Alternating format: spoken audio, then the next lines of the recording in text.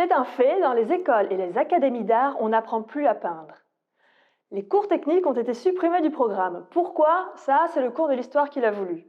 Par contre, si vous y êtes élève et que vous posez vos questions techniques, il est fort probable qu'on ne vous réponde pas. C'est pourquoi j'ai mis en place une formation pour pallier à ce problème. C'est la formation que moi j'aurais aimé avoir en tant que peintre, en tant que jeune peintre, que je n'ai pas eu, qui n'existait pas. Bonjour, je m'appelle Amandine Gilles, je suis fondatrice de techniquedepeinture.com. Vous êtes plus de 35 000 à venir le visiter chaque mois, c'est fantastique. Je suis également peintre, auteur spécialisée et enseignante. Peintre, je le suis depuis toujours puisque j'ai commencé ma première peinture à l'huile, j'avais seulement 9 ans. Avant ça, j'ai rempli des cahiers de coloriage avant de pouvoir toucher et manipuler un pinceau correctement. J'ai peint depuis toujours et ensuite, je me suis spécialisée dans les outils et les matériaux que j'avais envie de connaître puisque je n'avais pas eu la formation que je voulais avoir. Je voulais peindre comme les grands maîtres que l'on voit dans les musées. En allant au Louvre étant petite, j'étais fascinée. Je voulais peindre comme ceci. Un artiste chez qui j'allais m'avait conseillé à l'époque, si tu veux apprendre à peindre, ne va pas aux Beaux-Arts. J'ai un peu douté de ce conseil-là à l'époque. Finalement, ça a été un très bon conseil. Par la suite, j'ai passé un diplôme en histoire de l'art à l'université de Tours. En parallèle à ce diplôme, j'ai été élève dans un atelier où j'ai vraiment appris les techniques académiques, c'est-à-dire la mise au carreau, la copie de maîtres anciens, la tempéra à l'œuf, les cours de dessin d'après modèle vivant, toutes les semaines pendant 3 ans. Ça a été un excellent apprentissage. Ces ateliers-là, c'était l'atelier de Françoise Prieur à Tours, et ces ateliers-là sont très rares. Seulement, cet enseignement, on peut seulement l'apprendre auprès d'artistes locaux, généralement. Suite à ça, après le diplôme d'histoire de l'art, je suis allée à Paris et là, j'ai eu la chance, la merveilleuse opportunité de travailler dans le magasin Sennelier à Paris, sur le quai Voltaire. Et l'apprentissage, pour le coup, des outils et des matériaux propres aux peintres était fascinant, directement appris auprès de Dominique et Sophie Sennelier, qui a été vraiment un déclencheur, puisque c'est une des boutiques fascinantes qui date du 19e siècle, et tout est dans l'époque encore, le mobilier est dans l'époque, et surtout, il y a une connaissance du matériel tel qu'il est très rare de le trouver aujourd'hui. Les conseils que l'on peut trouver sont prodigieux, et surtout, voilà, la rareté de ces conseils-là sont vraiment à prendre en compte. Mais j'ai voulu continuer, et donc c'est pour ça que vous avez devant vous une partie de la bibliothèque que j'ai avec moi, qui sont mes livres de chevet. Ce sont des livres techniques, il n'y a pas d'image, ce n'est que du texte. Ces livres-là datent parfois même du 19e siècle, j'ai chiné un peu partout, chez tous les bouquinistes. Si vous en trouvez, envoyez-les-moi, je continue de les lire, et ils regorgent d'informations qu'on n'apprend plus nulle part, qui en tout cas qui ne s'enseignent plus. Comme je vous le disais, pas dans l'enseignement officiel du moins. Et donc c'est pour ça que je peux alimenter encore techniquedepeinture.com et les éditions pour lesquelles je travaille, notamment Diverti Édition avec Pratique des Arts Magazine, Mango Édition avec le livre qui est sorti en octobre dernier, dont je suis l'auteur, Les 1000 facettes de la peinture acrylique, d'autres à venir. Cette passion, j'ai envie de la transmettre et je prends plaisir à la partager. On le voit sur le blog, évidemment, qui reste quand même qui est alimenté depuis presque 6 ans.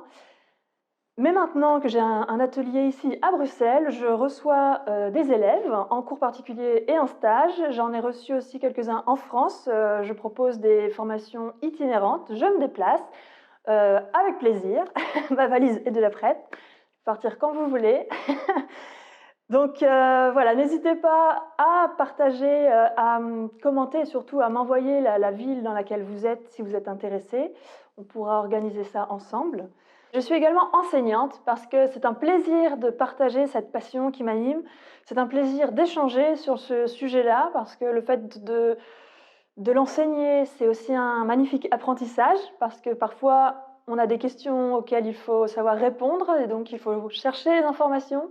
Et ça permet de se poser des questions qu'on ne se pose pas forcément naturellement. Donc voilà, j'aime cet échange-là, j'aime cet enseignement-là. Depuis 3 ans maintenant, j'ai reçu 42 élèves à l'atelier, ici, en direct, que ce soit en cours particulier ou en stage. Ces élèves venaient de divers milieux et surtout avec un niveau complètement différent. Il y avait des débutants qui n'avaient jamais touché un pinceau de leur vie, comme il y a eu des gens avec un niveau déjà beaucoup plus abouti. Quoi qu'il en soit, tous ont été ravis de venir ici parce que certains ont vraiment eu un apprentissage et surtout une découverte des outils, des matériaux, savoir utiliser justement les pinceaux, les mélanges des couleurs. Ça a été vraiment une découverte totale pour les débutants. Pour les autres qui avaient déjà un niveau plus abouti, effectivement, connaissaient déjà pas beaucoup de choses.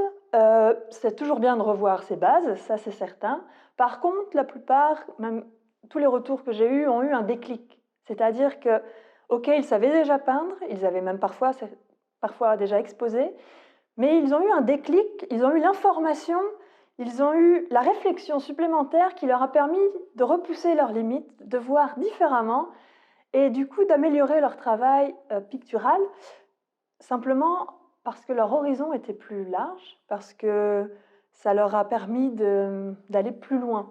Si vous vous posez des questions telles que comment faire pour que ma peinture à l'huile durcisse plus rapidement, comment faire pour nettoyer mes pinceaux et les garder sur le long terme, simplement comment appliquer un vernis ou bien quelle couleur choisir sur ma palette, il en existe tellement, je ne sais pas comment faire, eh bien, il existe un stage idéal, je vous le propose, je l'ai créé pour vous, pour nous. C'est un stage consacré uniquement à la technique de la peinture, ses outils, ses matériaux, leur manipulation. Tout ça pour une peinture toujours plus belle, plus pérenne et surtout plus efficace. Je vais vous présenter ce stage en 3 points. Le premier point, c'est que tout le monde est le bienvenu, peu importe votre niveau, que vous soyez totalement débutant, que vous n'ayez jamais touché un pinceau de votre vie et que vous avez envie de découvrir ça, allons le faire ensemble, ou bien que vous ayez déjà un niveau plus abouti, vous avez déjà exposé, vous avez déjà vendu, ou ça fait 20 ans que vous peignez, peu importe, venez. De toute façon, ce sera une découverte pour certains, ce sera une révision pour d'autres, les bases sont toujours nécessaires et sont toujours bonnes à revoir. Mais surtout, l'essentiel de ce stage, c'est que n'hésitez pas à poser vos questions. C'est moi qui m'adapte. Le programme n'est pas défini. Si vous avez envie de voir, si vous avez envie d'adapter, si vous avez des questions à votre technique propre, selon votre cas personnel, venez, nous verrons ça ensemble, nous apporterons des solutions. Je vous aiderai à y voir plus clair et surtout à aller de l'avant. Donc c'est tout l'avantage de ce stage-là. Ce ne sont pas les élèves qui doivent s'adapter à un programme, mais c'est l'enseignant qui s'adapte à la volonté des élèves. Autre philosophie. Le deuxième point concerne cette première journée de stage. Le premier jour est donc vraiment dédié à la technique, c'est-à-dire aux outils, aux matériaux. On verra tous les pinceaux, quels sont leurs potentiels, l'usage propre à chacun d'eux. Aussi les palettes de couleurs, pourquoi est-ce qu'il existe autant de couleurs? Et bien surtout, voilà, quelles sont celles à avoir. Avec 8 couleurs, vous pouvez absolument tout faire, seulement 8. Aussi les médiums, pourquoi est-ce qu'il existe autant de médiums et surtout comment les utiliser, comment le créer, à quoi servent-ils, quels sont leurs avantages, leur composition, les résines, les huiles, les diluants, tout ça, nous verrons tout ça. Et donc, si vous avez des questions, n'hésitez pas. Et puis surtout, l'idée, c'est quand même de repartir avec des connaissances supplémentaires parce que plus on s'y connaît en technique, plus on a de liberté créative. Ce troisième et dernier point concerne la deuxième journée de ce stage. Cette deuxième journée est donc dédiée à la pratique. Cette fois-ci, c'est vous qui peignez et moi, je suis là pour vous guider, pour vous accompagner dans les bons gestes, avoir des bons conseils et surtout pour vous permettre de réaliser un sujet du début à la fin en sortant parfois de votre zone de confort. C'est aussi l'idée, c'est justement de repousser ses limites créatives pour pouvoir peindre d'une meilleure façon, en tout cas que ce soit plus simple, avec plus d'aisance. Donc que ce soit une copie de maître, que ce soit une copie d'une peinture que vous aimez bien, quelle qu'elle soit, à partir d'une photo personnelle, ou bien, si jamais, on peut toujours préparer une petite nature morte, une petite composition que vous reproduisez ce jour-là. Bien sûr, il y a un suivi. Donc une fois que le stage est terminé, vous pouvez toujours m'envoyer vos questions. J'y répondrai avec plaisir.